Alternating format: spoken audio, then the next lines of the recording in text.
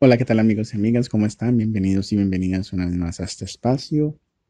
En este canal hemos estado haciendo la serie de los nombres de Dios, la parte de el año bíblico que estamos haciendo tanto en las promesas como lo que es en los personajes, pero también seguimos subiendo algunos otros temas y en esta ocasión pues estamos haciendo la temática de los nombres de Dios, en el cual descubrimos muchos aspectos, muchas facetas de nuestro Creador. Hoy hablaremos de un nombre compuesto, ya que a partir de hoy hablamos de esos nombres compuestos. Y el día de hoy entonces hablaremos de Jehová Jireh o Yahweh Jireh. Y es que el nombre Jehová Jireh es uno de los varios nombres combinados con Yahweh. Esos nombres derivados deben algo de su significado al nombre Yahweh, que, como ya hemos visto, revela a Dios como el eterno y autoexistente, el Dios de los atributos morales, el Dios presente, que se relaciona con sus hijos. La mayoría de los nombres compuestos de Dios surgen de algún incidente histórico y describen a Yahweh en algún aspecto de su carácter en relación con las necesidades humanas. El incidente histórico del que surge el nombre de Jehová Jireh es uno de los más conmovedores y significativos de la palabra de Dios. La historia se encuentra en Génesis 22. Es la historia de la última y más grande crisis en la vida de Abraham. Cada evento en su vida lo ha llevado a esta hora suprema. Desde el momento de su llamado a un gran destino, a través de cada vicisitud, a través de cada gozo, a través de cada prueba o fracaso, a través de cada éxito y bendición, a través de cada esperanza, promesa y seguridad. Todo, absolutamente todo, había sido en preparación para ese gran evento. La gran promesa se había cumplido. La esperanza suprema de su vida se había hecho realidad. Se había establecido para vivir el resto de su vida en paz y en gozosa anticipación del mayor cumplimiento de la promesa a través de los siglos y su cumplimiento espiritual final. En este incidente, Elohim se le aparece a Abraham con la asombrosa orden de ofrecer como sacrificio, como holocausto, a su único y amado hijo, Isaac. Abraham aparentemente no se da cuenta de que esto es una prueba. Sus sentimientos apenas se pueden imaginar. Su tremenda fe, en vista de todas las circunstancias, quizás no le sea lo suficientemente apreciada. El registro no revela una palabra de objeción o reproche de su parte, pero sí se ríe en su corazón con gozosa esperanza, aunque quizás mezclada con una pequeña duda, cuando este hijo Isaac le había sido prometido. Ahora, cuán profunda debe haber sido su angustia y perplejidad ante esta asombrosa petición del Dios que había sido tan bueno con él. Sin embargo, la fe que le permitió creer en una promesa tan asombrosa, en primer lugar, ahora es suficiente para una demanda aún más asombrosa. Este incidente revela la obediencia y la fe de Abraham, la sumisión voluntaria de Isaac y la misericordiosa provisión de Jehová de un sustituto en su lugar. Antes de discutir la derivación y el significado de este nombre, será bueno recordar brevemente los acontecimientos que ocasionaron su uso. De camino al lugar del sacrificio, Isaac no puede contener su curiosidad por el cordero para el holocausto. Tenemos el fuego y la leña, dijo Isaac. ¿Dónde está el cordero para el holocausto? Esto está en Génesis 22:7. La respuesta de Abraham a esta pregunta es que Dios se proveería de un cordero. No es necesario suponer que Abraham pensó en un cordero ordinario en esta respuesta, aunque pudo haber tenido una esperanza tan vaga en su mente. De todos modos, en las instrucciones a sus siervos de que lo esperasen, dice: Esperad aquí con el asno, y yo y el muchacho iremos hasta allá, adoraremos y volveremos a vosotros. Esto está en el versículo 5. Es solo en el último momento, cuando Isaac yace atado sobre el altar, y cualquier esperanza que pudiera haber tenido se ha ido, y el cuchillo en su mano, levantada, está a punto de descender, que la voz del ángel de Jehová le detiene su mano. Y Abraham, mirándose alrededor, ve un carnero atrapado en un matorral por sus cuernos, para ofrecer en lugar de su hijo. Luego en el versículo 14 leemos: Y llamó Abraham a aquel lugar: Jehová proveerá. Es decir, Yahweh iré. Por tanto se dice hoy: en el monte de Jehová será provisto. En primer lugar, debe entenderse que en este nombre Jehová Jireh. La palabra Jireh es simplemente una transliteración de una palabra hebrea que aparece muchas veces en las escrituras y se traduce por lo que significa. Solo su significado inusual aquí, su conexión con este evento notable y su unión con el título de Jehová nos lo ha vertido como un nombre compuesto de Dios. Jireh es simplemente una forma del verbo ver. ¿Qué conexión puede haber entonces entre la palabra ver y proveer, ya que ambas palabras en español se usan para traducir una palabra hebrea y ciertamente parecen tener un significado muy distinto? También debe admitirse que en la gran mayoría de los casos en los que esta palabra aparece en la Biblia hebrea, se traduce como ver o aparecer.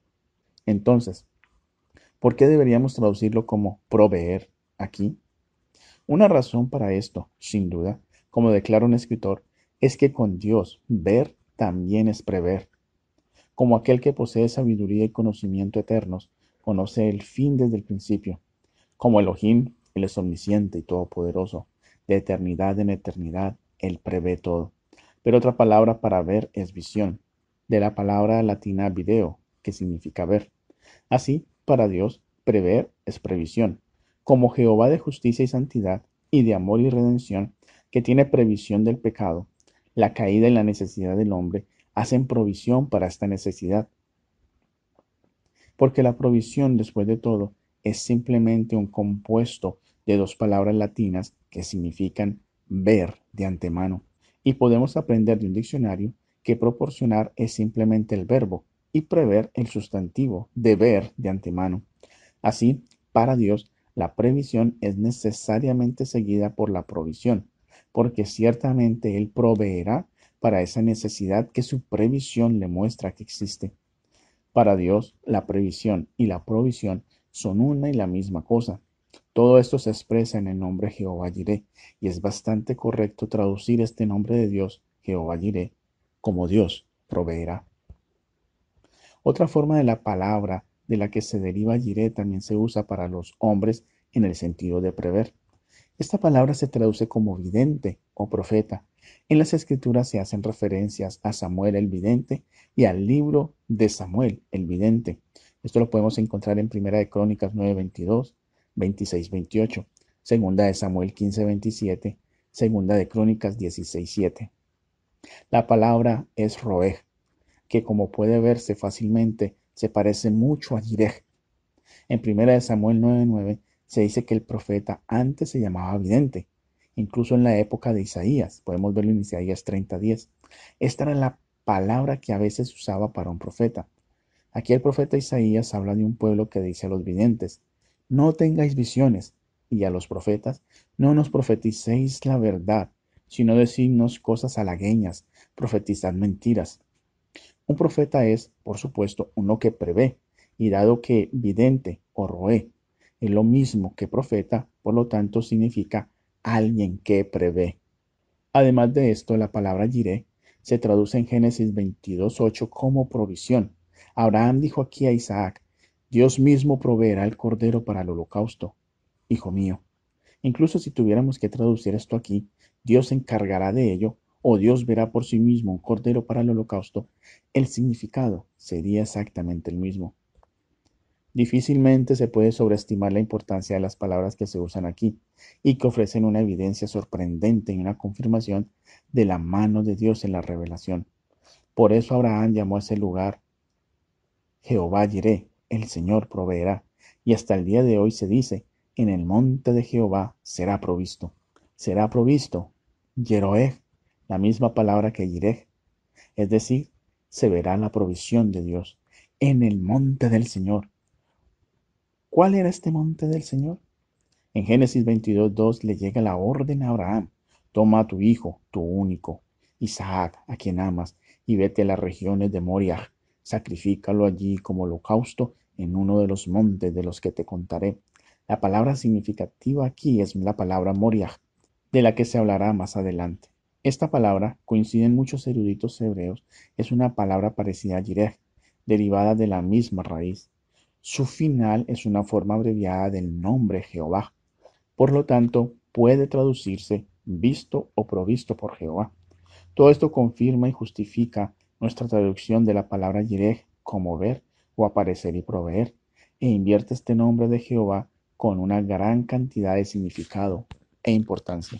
Este nombre es significativo, en primer lugar, porque es una celebración, una conmemoración de una gran liberación. Esta fue la razón principal para nombrar la escena de este evento Jehová Jireh. Era un recordatorio constante de la maravillosa gracia de Jehová que había realizado esta liberación. Ahora que todo había terminado y Abraham había aprendido la lección que Dios le estaba enseñando, podía ver algo del glorioso propósito de Dios en todo. Solo buscó magnificar la gracia de Jehová. La magnificación de esta gracia era proporcional a la profunda y oscura perplejidad que había llenado su alma en el camino al monte. ¿Realmente Dios le había hablado y llamado? ¿Quería decir Elohim lo que había dicho? ¿Podría realmente decir lo que dijo ahora? Tales pueden haber sido los pensamientos de Abraham, pero su alegría y gratitud eran proporcionales a su dolor y desesperación ante la terrible perspectiva que tenía ante él, el abrumador horror que debió inundar su alma al pensar, sí, el acto mismo de hundir el cuchillo del sacrificio en el cuerpo de su propio hijo, su único hijo, el hijo tan anhelado, esperado, orado en su vejez. Qué liberación tan grande y gloriosa fue la que había proporcionado la gracia de Jehová, y qué inesperada y dramática. El límite del hombre es siempre la oportunidad de Dios, no solo para la liberación, sino para enseñar también maravillosas lecciones de su propósito y providencia. Sin duda, de esta experiencia de la gracia liberadora de Jehová, debe haber surgido una relación de amor más pura y espiritual entre este padre y su hijo. Esta debe haber sido una lección que la historia tenía la intención de transmitir. Como ha declarado un gran comentarista, era que no debía amar más a su hijo como a su carne y sangre, sino única y exclusivamente como el don de la gracia y la posesión de Dios, como un bien que Dios le había confiado, que debía prepararse para devolverle en cualquier momento.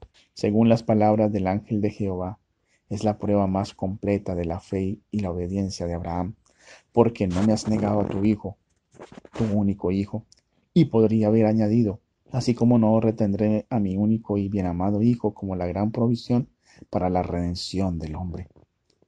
Porque esta, después de todo, es la lección principal de la historia, la liberación de Isaac mediante la provisión de un sustituto, porque justo cuando Abraham está a punto de matarlo, la voz del ángel de Jehová lo detiene. No pongas la mano sobre el muchacho. Y allí, en la espesura, estaba el sustituto provisto por Jehová. Muy bien, amigos, no siendo más, espero que les haya gustado este nombre de Dios y nos encontraremos en el próximo nombre. Que Dios te bendiga. Si te ha gustado este video, te invito para que te suscribas si no lo has hecho y para que le des clic en la campanita y de esta manera YouTube te avise cuando subo mi próximo video. También te invito para que escribas en la caja de comentarios y me dejes tus impresiones. Y si me quieres apoyar, lo puedes hacer también con un like, con un me gusta y también para que compartas este video a aquellas personas que tú creas que se pueden beneficiar con este tipo de contenidos.